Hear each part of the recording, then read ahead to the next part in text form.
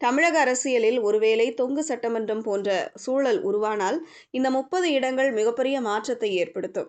இதன் மூலம் ஆட்சியை தீர்மானிக்கும் கிங் மேக்கர் இடத்தை பிடிக்க விஜய் திட்டமிட்டுள்ளார்.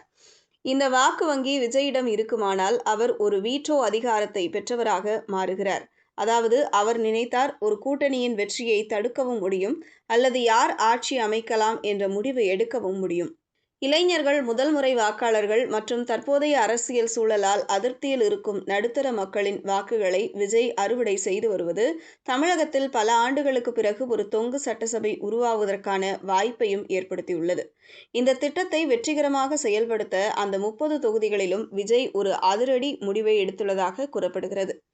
அந்த தொகுதிகளில் போட்டியிடும் வேட்பாளர்களின் தேர்தல் செலவுகளுக்காக தனது சொந்த பணத்தையே நேரடியாக செலவிட அவர் திட்டமிட்டுள்ளதாக தெரிகிறது. தேர்தல் களத்தில் மற்ற பெரிய கட்சிகளின் பணபலத்தை ஈடுகட்டவும் எந்தவித சமரசமும் இன்றி வெற்றியை உறுதி செய்யவும் விஜய் இந்த முடிவை எடுத்துள்ளதாக அரசியல் வட்டாரங்கள் தெரிவிக்கின்றன. சென்னையிலிருந்து விழுப்புரம் வரையிலான தனது செல்வாக்கை முதலீடாக கொண்டு 2026இல் ஒரு பலமான சக்தியாக உருவெடுக்க தாவேக தயாராகி வருகிறது. இந்த டார்கெட் 50 திட்டம் எந்தளவு கை கொடுக்கும் என்பதை பொறுத்திருந்துதான் பார்க்க வேண்டும்.